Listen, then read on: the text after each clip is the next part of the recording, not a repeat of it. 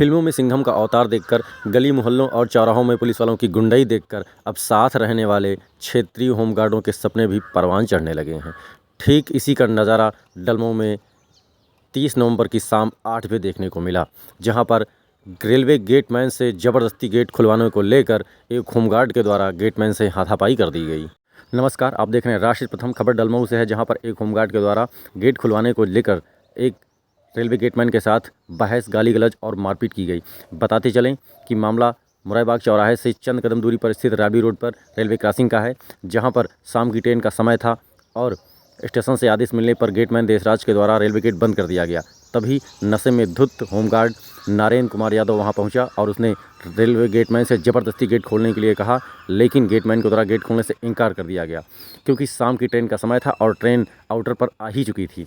जैसे ही गेटमैन के द्वारा गेट खोलने से मना कर दिया गया, होमगार्ड के द्वारा गेटमैन के साथ गाली गलौज की गई और उसके साथ हाथापाई की गई।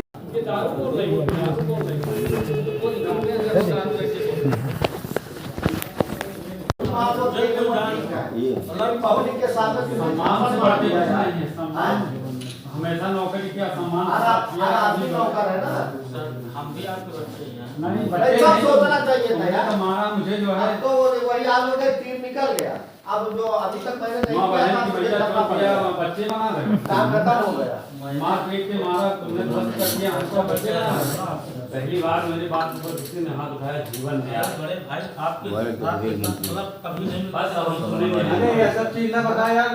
हमारी दारू की हनक, अरे हमारा मार दो भाई। तुम बुला लो 100 आदमी, एक आदमी अगर कह देगा कि ये पिताजी गलत हैं। अरे भैया कह रहा हूँ ना, चाचा जूता मार रहे खड़े अब मार दो। अब मार लो। जब इतनी गलती थी, मैं बता रहा हूँ कि मैंने आपसे मतलब मुझे नहीं जानकारी थी। कोई गेट में मार दो।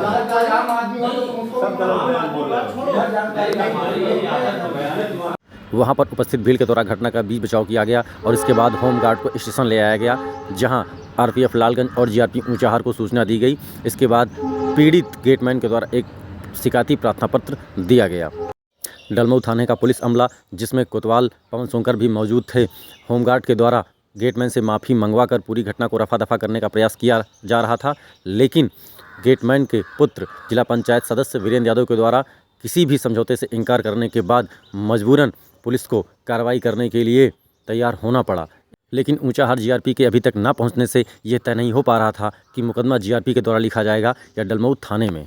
डलमऊ थाने का एक एक दरोगा, एक एक सिपाही बारी बारी से आते और होमगार्ड को समझाते कि माफ़ी मांग लो और मैटर को यहीं पर समाप्त करो, लेकिन नशे में धुप्त होमगार्ड माफ़ी मांगने से इनकार करता रहा। लेकिन काफ़ी देर तक समझाने के बाद वह माफ़ी मांगने को तैयार हुआ, परंतु जिला पंचायत सदस्य वीरेंद्र यादव के द्वारा किसी भी समझौते से इनकार कर देने के बाद माहौल फिर से इसका तस हो गया।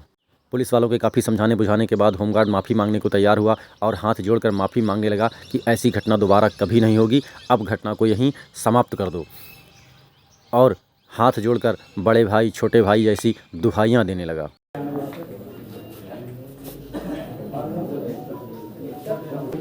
लेकिन आप दे रहे जो लोग गवाह जो खड़ा दे रहा है, गवाह से छोड़ो भैया, हम तुम्हें जानते ही नहीं यार। छोड़ो, ठीक है आपने हम तुम्हें नहीं जानते, काम करो।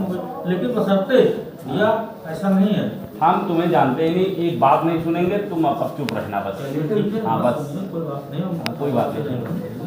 वो वाला ठीक है, नहीं जान रहा, कोई बात नहीं। तहरीर लिख के दे रहे हैं कोई? तहरीर 61 बात कर लीजिए जीआरपी से आप।